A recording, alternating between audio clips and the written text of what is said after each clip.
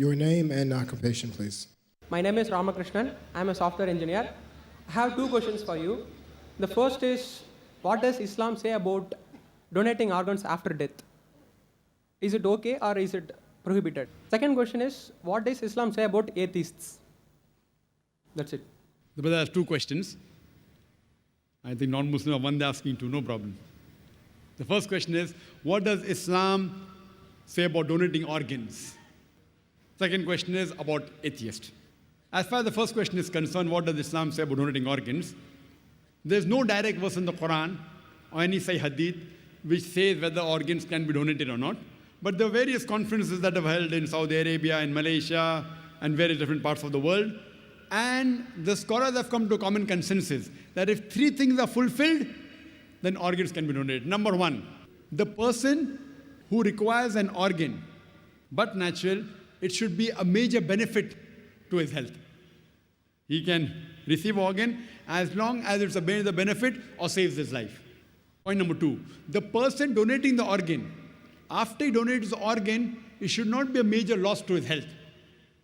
For example, if I donate my heart, I will die. So I can't donate my heart. But the doctors say that out of two kidneys present, a person can even survive with one kidney. So if my mother has a kidney failure, both the kidneys have failed, I can very well donate my one kidney to my mother, even she lives, even I live. But naturally, after a person dies, if he wants to donate any other organ, that is permissible. But if he's alive, he should not donate any part of the body which will cause a major damage to his health or a loss of life. And the third criteria is, it should not be for money. No one should sell organ. If all these three conditions are fulfilled, then organ donation very well can be done. As far as the second question is concerned, what does Islam have to say about atheists? As far as I'm concerned, whenever I meet an atheist, are you an atheist, brother? He said no. Whenever I meet an atheist, the first thing I do is I congratulate that atheist. People may wonder that why is Zakir congratulating atheists? The reason I'm congratulating atheists is because most of the human beings, they usually do blind belief. He is a Hindu because father is Hindu. He is a Christian, father is a Christian. Many Muslims are Muslim because father is a Muslim. Now this atheist, he's thinking. He may be coming from a religious background. His father may be pious. But he does not believe that how can there be a God who requires to eat, a God who can die, a God who can lie. So the reason I congratulate the atheist is because he has said the first part of the Islamic Shahada, Islamic creed, La ilaha, that there is no God. The only thing I have to do is illallah, but Allah, which I shall do inshallah. So half my job is done.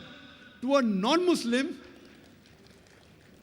who believes in some other God, first I have to prove to him that the God he's worshipping is wrong.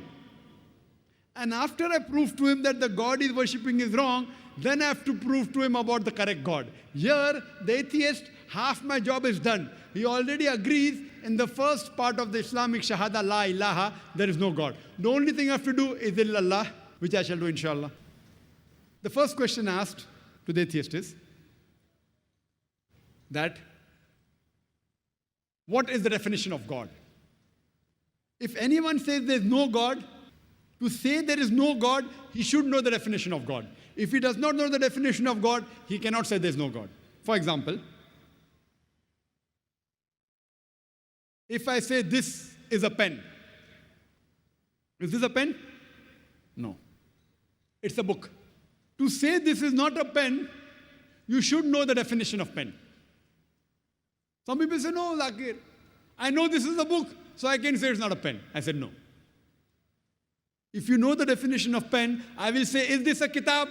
You say, no, it is not a kitab, because there's no definition of kitab. To say it's not a kitab, you should know the definition of kitab. Because kitab and book is the same. So to say it is not a pen, you have to know the definition of pen. You may or may not know the definition of a book. Correct? So similarly, to say there is no God, you should know the definition of God. So now this person who is the atheist, he is believing, oh, that God, he requires to eat, he can lie, he fights and he loses. He does not believe in a God. So I say, even I don't believe in such a God. La ilaha. Then I tell to him the correct concept of God. And the correct concept of God is mentioned Surah Ikhlas, chapter number 112, verse number 1 to 4, which I shall discuss in the last day of the conference, inshallah. That is on 20th of January. So what he's doing, he is rejecting the false God. Then I ask the question to the atheist, that if suppose there is equipment which is brought in front of you, who no one in the world has ever seen, no one knows about it.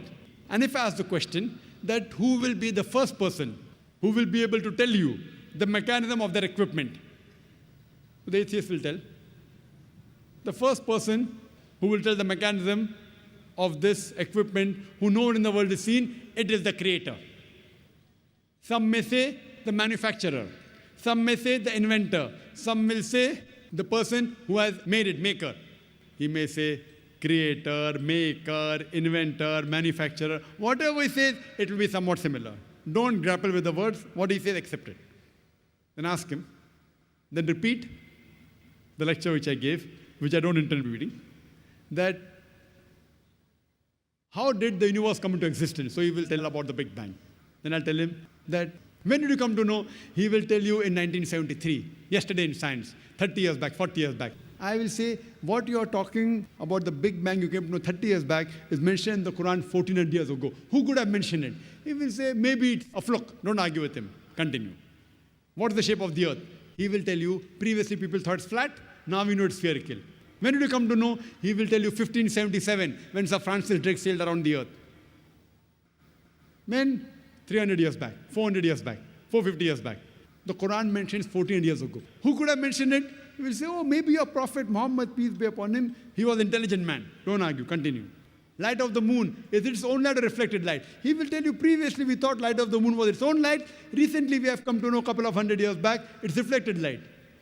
It's mentioned in the Quran, Surah Furqan, chapter 25, verse 61. Light of the moon is reflected 14 years back. Who could have mentioned it?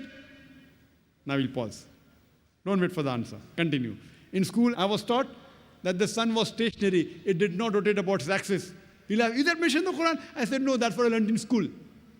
But the Quran says the sun and the moon rotate, which we have come to know recently. In school, 25 years back, I was told the sun did not rotate. The Quran says 14 years back that the sun rotates, which science has discovered today. Who could have mentioned that? There'll be a pause. Don't wait for the reply. Continue. So all the scientific things I mentioned in my talk, after each scientific fact, ask him who could have mentioned it before. And finally, he will tell the creator, the manufacturer, the inventor, the maker. This creator, this manufacturer, this producer, this inventor, we in Islam call as Allah.